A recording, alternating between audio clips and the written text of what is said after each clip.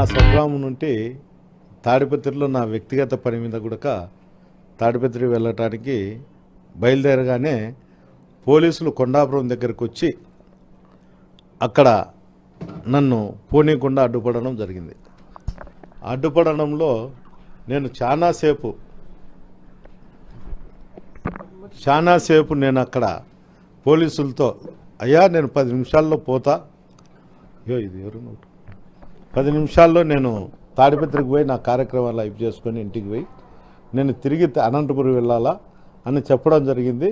అంతలేకే SP గారు మా డిఎస్పీకి phone చేసి నాతో మాట్లాడడం జరిగింది. ఎస్పీ గారిని అడిగితే ఎంతసేపు ఉంటారని అడిగారు. 10-15 నిమిషాలు ఉంటే అయితే వెళ్ళండి అన్నారు. నేను అక్కడికి పోతానే తెలుగుదేశం కార్యకర్తలు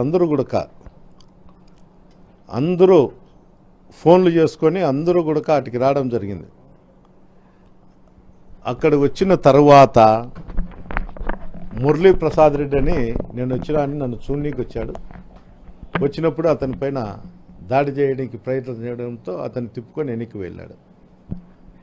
దీనికి అందరికీ కారణం ఏమంటే నేను తాడిపత్రికి వెళ్ళకూడదు అనే ఒక ఆలోచనతోనే ఈ సంఘటన జరిగింది.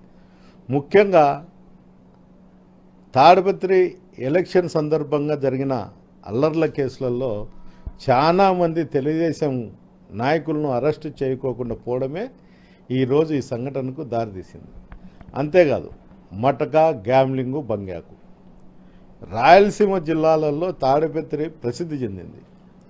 ఈరోజు అసాంఘిక కార్యక్రమాలు జరుగుతానుకొనే ఆ వ్యవస్థ అంతా నడిపే వాళ్ళంతా వాళ్ళ దగ్గరున్న పిల్లోళ్ళందరినీ కూడా జేసీ ఇంటి దగ్గరికి జమ చేసి వాళ్ళు మా దగ్గరకు వచ్చేటువంటి కార్యకర్తలు కానీ లీడర్ల మీద కానీ దాడి చేయడం జరుగుతుంది. ఈ సంఘటన ఈ ప్రభుత్వం వచ్చిన తర్వాత అసాంఘిక కార్యక్రమాలు పెచ్చు పెరిగినాయి. పెద్దారెడ్డి అనే ఒక వ్యక్తి ఇక్కడ ఉంటే మాకు ఎప్పుడైనా కానీ రాజకీయంగా ఇబ్బందికరంగా ఉంటుందనే ఒక ఆలోచనతోనే ఈ దాడి ప్రయత్నం చేసినారు. గతంలో కూడా 2006లో కూడా మా సోదరుడు తాడిపత్రిలో కంటెస్ట్ చేసినప్పుడు కూడా అప్పుడు 7,000-8,000తో ఓడిపోవడం జరిగింది ఆరోగ్య కారణాల వల్ల. ఎప్పుడైనా ఈ కుటుంబం రాజకీయంతో ఉంటుందనే మా అన్నను దారుణంగా హత్య చేయడం కూడా జరిగింది. దాంట్లో జేసీ కుటుంబీకులు ముద్దాయిలు కూడా.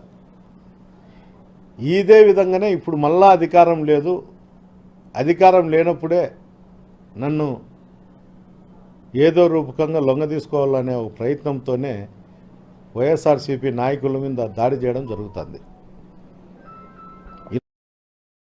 అనుకుంటే తట్టుకుంటే ఈ అసాంఘిక కార్యక్రమాల మీద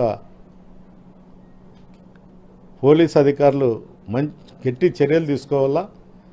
ఈరోజు జరిగిన మురళీ ప్రసాద్ రెడ్డి ఇంటి మీద జరిగినది చాలా బాధాకరం. నాకు మంచి మిత్రుడు, అలాంటి వాని మీద జరగడం నేను చాలా చింతించుతాండా. అంతేకాదు గతంలో కూడా అతని ఇంటి మీద జేసీ కుటుంబీకులే దాడి చేయడం జరిగింది. ఇట్లా ఒకరి ఇండ్ల మీద పోయి దాడి చేయడం అనేది చాలా నీచమైన సంస్కృతి. అతనేమో అతని ఇంటి మీదకో పోతే నేను వాని కథ చూస్తా, ఈ గడ్డంలో ఒక చరిత్ర ఉంది అని చెప్తారు. అంటే అందరికీ అందరి చరిత్ర అందరి దగ్గర కూడా ఉంటాయి. ప్రభాకర్ రెడ్డి గారు నీకు ఆరోగ్యం బాగాలేదు, రెస్ట్ తీసుకో తప్ప నన్ను తాడిపత్రికి పోకోకుండా చేయడానికి ఈ చిన్న గలాటలు చేస్తే పోలీసు అధికారులు అరికడతారనే ఆలోచన నేను మనసులోంటి తప్పుకో. నేను ఖచ్చితంగా తాడిపత్రిలో వైఎస్ఆర్సీపీ నాయకులకు కార్యకర్తల కోసం నేను పనిచేస్తా. నా ఊపిరి ఉన్నంత వరకు తాడిపత్రిలోనే ఉంటా అని కూడా ఈ సందర్భం ఇంటి మీద దాడి జరిగినప్పుడు అతని చంపాలని ప్రయత్నం చేసినప్పుడు ఆత్మరక్షణ కోసం అతను తీసుకుండొచ్చు. అతనికి లైసెన్స్ వెపన్ అది, అతనేం తీసుకున్నాడు. ఫైర్ చేసినట్లు కూడా ఎక్కడ కూడా నాకు తెలిసి ఎక్కడా లేదు. తీసుకున్నాడు కాబట్టి అతను ఈరోజు బతికున్నాడు అనేది నేను చెప్పగలుగుతా. ఏదేమైనా మురళీ ప్రసాద్ రెడ్డి కోసము మా కాన్షియన్స్లో ఉండేటువంటి వైఎస్ఆర్సీపీ నాయకులు కూడా తోడుంటాడని కూడా ఈ సందర్భంగా తెలియదు. మళ్ళీ వెళ్తా, నేను ఎస్పీ గారిని అడుగుతా, ఎస్పీ గారు పర్మిషన్ తీసుకొని నేను మళ్ళీ కూడా తాడిపత్రికి వెళ్తా. అదే కదా ఇప్పుడు ఆ ఆలోచనతోనే నేను హ్యూమన్ రైట్స్ కూడా నేను కేసు పెట్టినా. నేను హ్యూమన్ రైట్స్ పెట్టినప్పుడు కూడా ఇద్దరు నా దగ్గర మెసేజ్ కూడా వచ్చింది వాళ్ళకు